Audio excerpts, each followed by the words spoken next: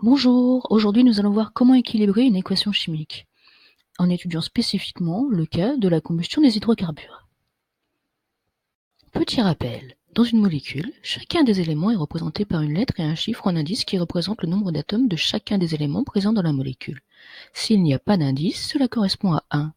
Dans la molécule d'eau, il y a 2 atomes d'hydrogène et 1 atome d'oxygène.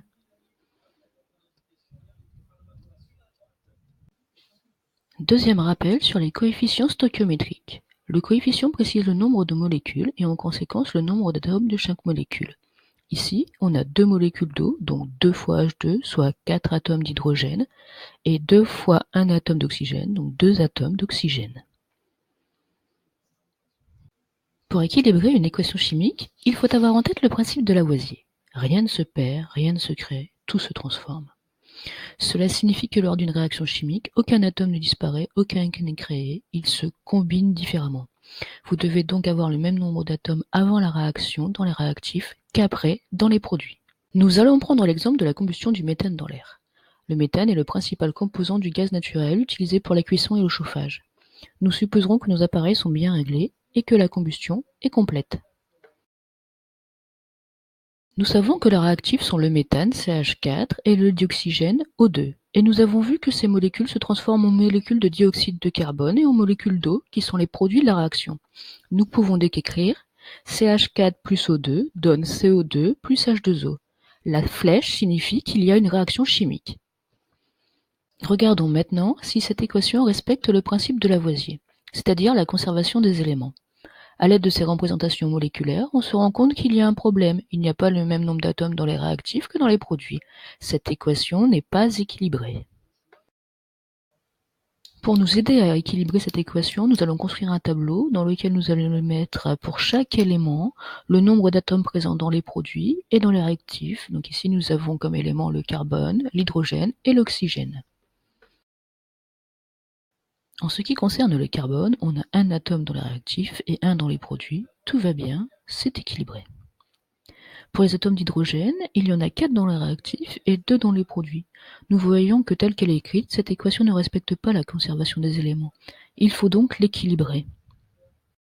Pour cela, nous allons modifier les coefficients stoichiométriques devant la formule brute des molécules. Ce sont les seules modifications possibles. Les coefficients stoichiométriques sont des nombres situés devant les formules brutes dans l'équation. Ils précisent le nombre de molécules. S'il n'y a pas de coefficient, c'est qu'il n'y a qu'une seule molécule. Comment faire en sorte d'avoir 4 hydrogènes dans les produits comme dans les réactifs? Il suffit de préciser que la réaction produit en réalité 2 molécules d'eau, H2O. On place donc 2 devant H2O, ce qui donne 2H2O, donc 4 atomes d'hydrogène. Nous venons d'équilibrer l'équation en ce qui concerne l'hydrogène. Il reste à équilibrer le nombre d'atomes d'oxygène. Il y a 2 atomes d'oxygène à gauche et 4 à droite. Plus d'atomes dans les produits que dans les réactifs, c'est impossible. Il faut donc modifier le coefficient stoichiométrique pour la molécule de dioxygène.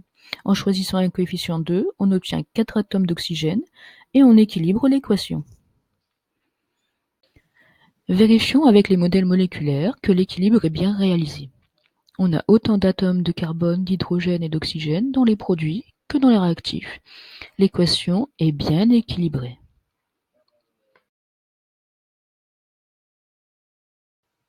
Alors, résumons la méthode à suivre pour équilibrer une équation chimique. On écrit d'abord l'équation bilan. À gauche, on note les réactifs, ici combustible et comburant, et à droite, on note les produits. Si la combustion est complète, de l'eau et du dioxyde de carbone. Si la combustion est incomplète, de l'eau, du carbone et du monoxyde de carbone.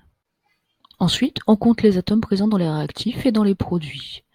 Puis, on équilibre les atomes de carbone, ensuite les atomes d'hydrogène, pour finir par les atomes d'oxygène.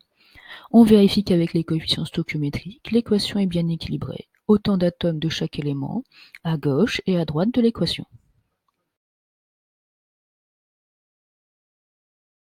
Created using Powtoon.